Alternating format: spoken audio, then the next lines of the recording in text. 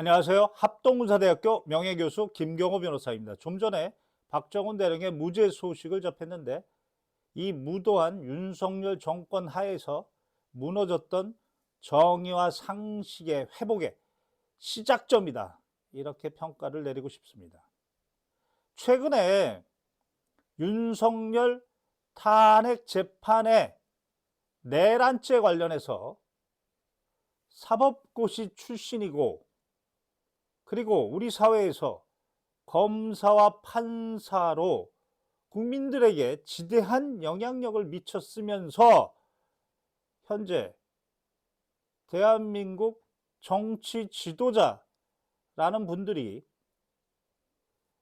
이 문제의 의혹을 해결해 나가고 의혹을 푸는 방향이 아니고 계속적으로 의혹을 증폭시키는 이야기들을 하고 있어서 관련 영상을 다시 촬영하게 됐습니다.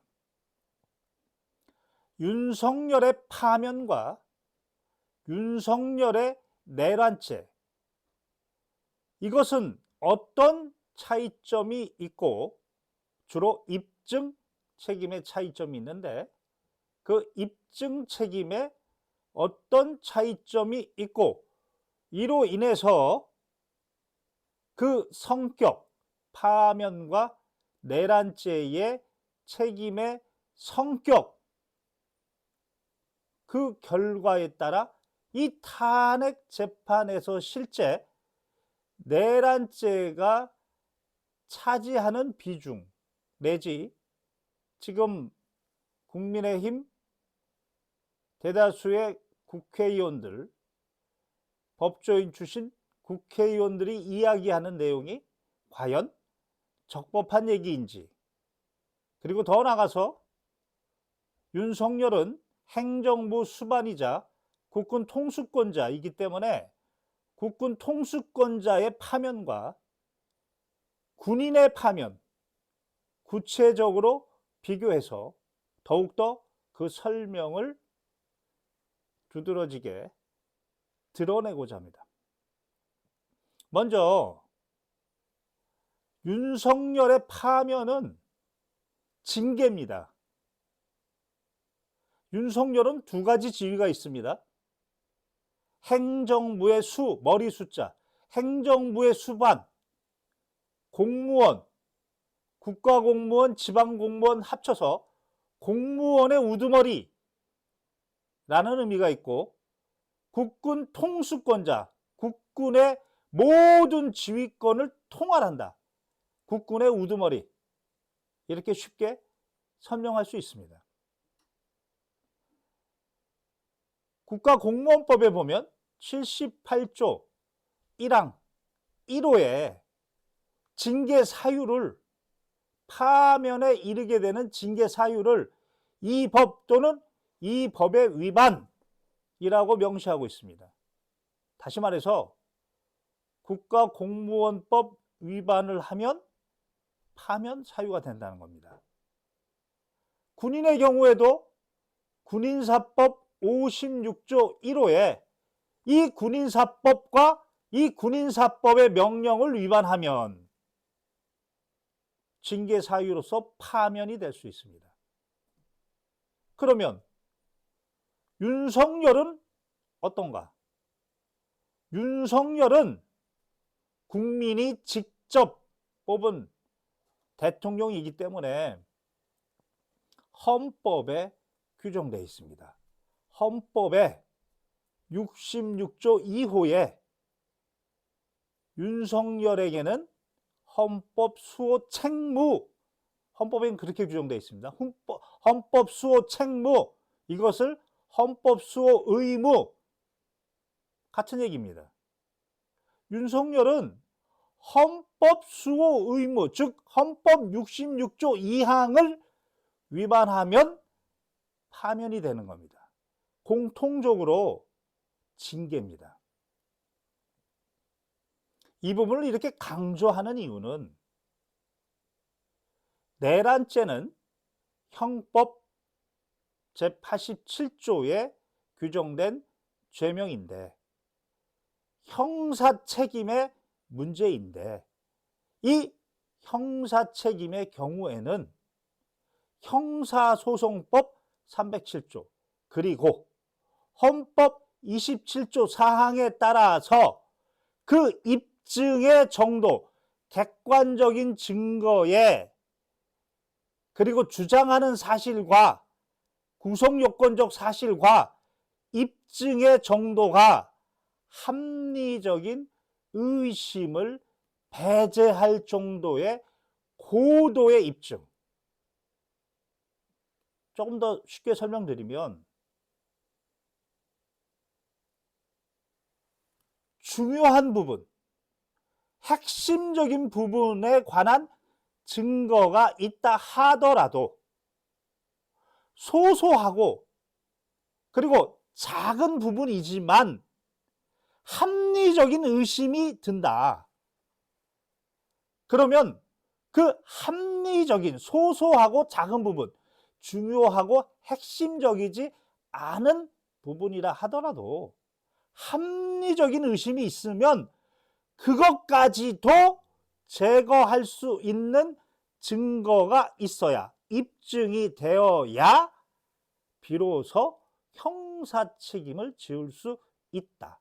그것이 바로 헌법 27조 사항과 형사소송법 307조 형사 책임, 즉 내란죄의 입증의 정도입니다. 이것을 고도의 입증이라고 합니다. 조금이라도 의심스럽다, 합리적으로 의심스럽다, 그러면 내란죄가 성립하지 않는다는 겁니다. 의심스러우면 피고인의 이익으로 라는 그런 의미입니다. 반면에 징계 책임은 대법원 판결에 따르면 그런 조금이라도 합리적 의심이 있으면 책임을 주지 말라, 이게 아니고 상당한 개연성, 객관적 증거와 상당한 개연성, 고도의 개연성, 다시 말해서 중요하고 핵심적인 내용에 이 객관적 증거가 들어맞으면 소소하고 핵심적이지 않은 증거가 안 맞더라도, 이런 의미입니다. 입증의 정도가 명백하게 다른 겁니다. 다시 말해서 징계에 있어서의 파면, 그 입증 책임은 파면 사실의 중요하고 핵심적인 내용에 들어맞는 객관적 증거가 상당하다, 고도로 부합한다, 그러면 나머지 자질구레한 게 조금 안 맞더라도 징계로서의 파면은 인정된다, 이런 의미입니다. 그렇지만 내란죄에서의 입증의 정도는 그렇게 중요하고 핵심적인 부분뿐만 아니고 핵심적이지도 않고 그리고 본질적이지도 않더라도 합리적인 의심이 든다. 합리적인 의심이 든다. 근데 그 합리적인 의심을 검사가 제거하지 못한다. 그러면 의심스럽다. 그러면 함부로 유죄로 하지 말라.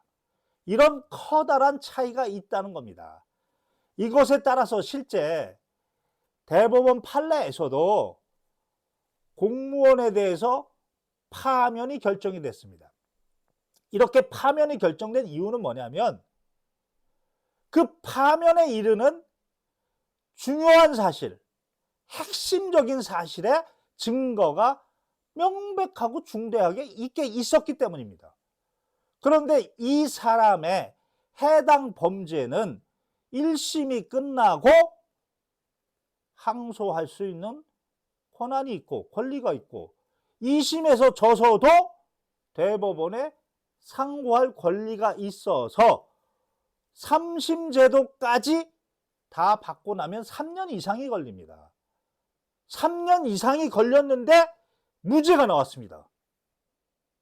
그래서 이 공무원이 내가 파면을 당했는데 그 핵심이 되는 범죄가 무죄가 됐다. 그러니 파면도 취소해달라. 그것에 대해서 대법원이 명백하게 제시한 기준이 범죄가 무죄가 된 건 합리적인 의심을 배제할 정도의 고도의 입증, 중요한 부분, 핵심적인 부분뿐만 아니고 다른 부분에서도 합리적인 의심을 배제할 정도의 고도의 입증에 검사가 실패했다. 그러니 헌법 27조 사항에 따라 의심스럽다, 모르겠다. 그러면 무죄를 주라. 라는 의미이고, 파면은 그 정도의 입증이 아니고 파면의 사실에 중대한 사실, 핵심적인 사실이 들어맞기만 하면 그거는 입증이 된 거다. 서로 다르다. 이게 대법원의 확고한 입장입니다. 그리고 인사혁신처, 공무원의 징계에 관한 책자, 인사혁신처의 징계 책자를 보아도 징계 책임과 형사 책임은 그 목적과 입증이 다르다. 징계 책임은 신분의 이익을 박탈하는 거다. 공직을 박탈하는 거다. 그러나 형사 책임은 징역형도 살아야 되고 또 벌금형도 받아야 되고 재산적, 신분적 불이익이 있어서 서로 다르다.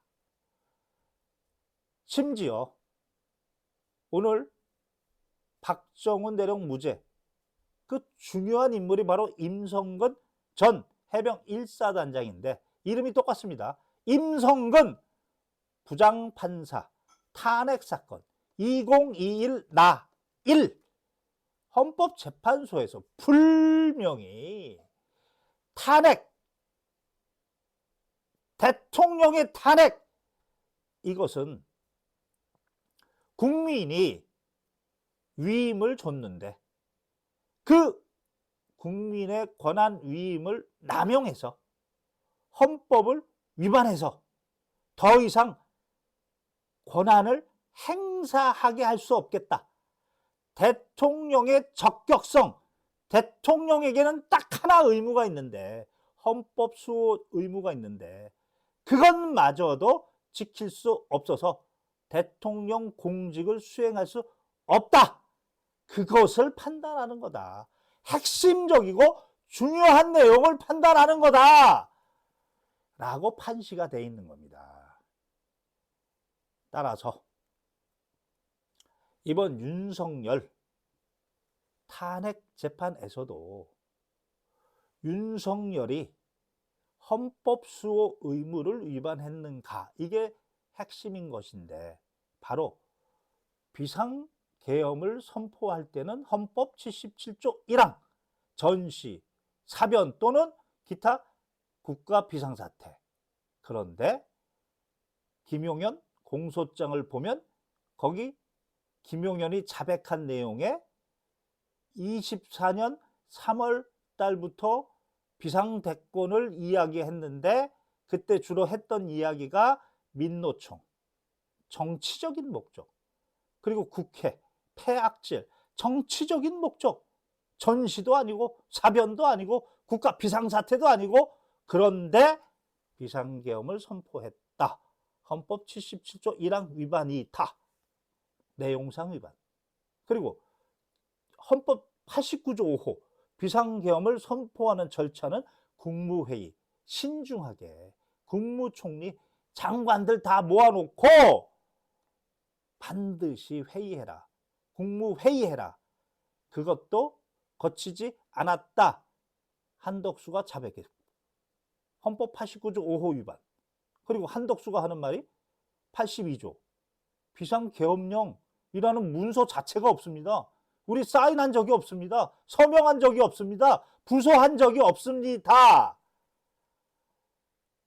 국민이 권한을 위임을 해줘서 그 위임된 권한은 주체, 내용, 절차, 형식 헌법에 맞게 권한을 행사해야 되는데 지금 헌법 77조 1항의 내용상 위반, 헌법 89조 5호의 절차상 위반, 헌법 82조의 형식상 위반, 이것이 바로 중요하고 핵심적인 탄핵 사유다. 내란죄라는 것은 그렇게 따지는 게 아니고 중요하고 본질적인 내용뿐만 아니고 세세하게 합리적인 의심이 드는데 그것까지도 객관적 증거로 입을 틀어막을 정도로 확실해야지만이 내란죄가 되는 거다. 서로 목적도 다르고 입증의 내용도 달라서 탄핵 심판에서 내란죄를 빼는 것은 당연하다. 이 부분을 조금 더 설명을 구체적으로 하기 위해서 윤석열이 국군 통수권자이고 윤석열의 파면과 그리고 직업군인의 파면에 대해서 비교하면서 설명해 보겠습니다. 직업군인은 군인사법 56조 1호의 불명이 이 법 또는 이 법 명령의 위반입니다. 이 법 명령이 뭐가 있냐? 성실의무, 정직의무, 법령 준수 의무, 겸직 금지 의무, 의무가 많습니다. 보통의 공무원들은 의무가 많아요. 그러니까 그 의무 위반에 따라 정도에 따라 견책, 군인은 견책, 근신, 군인은 근신이 있습니다. 일반 공무원은 근신이 없어요. 감봉, 정직, 강등, 해임, 파면, 해임과 파면은 공직에서 박탈하는 것은 똑같은데 해임은 그래도 퇴직금을 주는 거고 파면은 퇴직금도 감액하는 거고 이와 같이 징계 종류가 많다는 겁니다. 그런데 국군 통수권자는 국민이 뽑은 사람이니까 딱 의무도 하나만 준다. 헌법 66조 2항 헌법 수호 의무 따라서 성실 의무 최근에 나오지 않았습니까? 술 좀 쳐 드시면 새벽까지 쳐 드시고 아침에 출근 안 하시는데 우리 주권자 국민이 그것을 감시하니까 출근도 하지 않아놓고 차만 보냈다.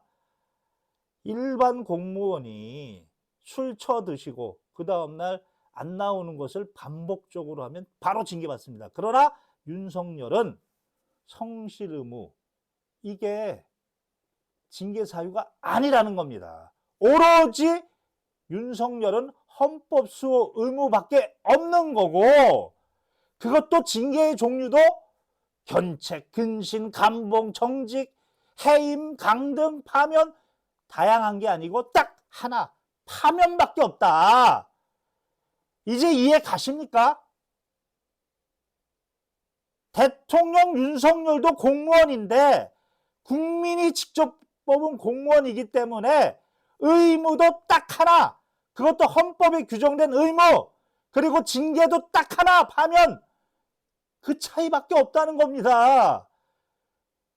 조금 더 설명을 드리면 군인은 보통은 법무실의 군 법무관들이 징계를 개시합니다. 그리고 보고를 한 다음에 징계가 개시가 되면 징계위원회에서 판단을 합니다. 그리고 징계권자인 지휘관이 그것을 확인을 합니다. 그렇지만 윤석열 대통령의 경우에는 국회가 파면 소추, 탄핵 소추를 하고 결정은 또 별개의 국가기관인 헌법재판소가 합니다. 권력 분립의 원칙에 따라 더 신중하게 하라는 거죠. 군인의 파면과 대통령의 파면의 절차도 이와 같이 구별을 지은 겁니다. 그만큼 대통령은 국민이 직접 뽑은 국민의 민주적 정당성이 있는 사람이기 때문에 징계의 종류도 딱 하나 파면, 징계의 의무도 헌법 수호 의무 딱 하나 헌법 의무, 그리고 절차도 신중하게 국회와 헌법재판소가 나누어서 이 차이밖에 없다는 겁니다. 여기다 대고 내란죄 집어넣어 놓고 사법고시 붙은 이런 검사하고 판사했던 자들이 국민을 더욱 의혹을 증폭시켜서 자기네 편 외에 중도에 있는 국민들을 헷갈리게 만들어서 그래서 이건가 저건가 자기들 여론전 펼쳐서 그저 지지율 높이려고. 도대체 이런 자들이 법조인입니까? 정리하겠습니다. 윤석열의 탄핵 심판은 징계로서 파면 딱 하나, 그것도 헌법의 66조 2항의 헌법수호 의무를 위반했는지, 그것도 소추는 국회가 결정은 권력분립에 따라 헌법재판소 가, 그리고 입증은 바로 헌법수호 의무를 위반한 내용에 대해서 그런 증거가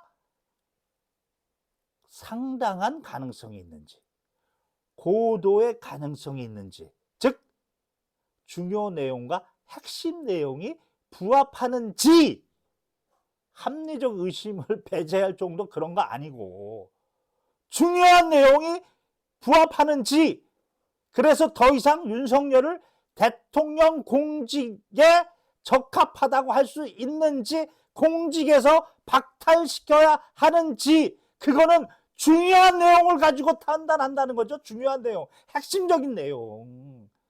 이것을 국민을 지금 속이고 있다. 이상 합동문사대학교 명예교수 김경호 변호사였습니다.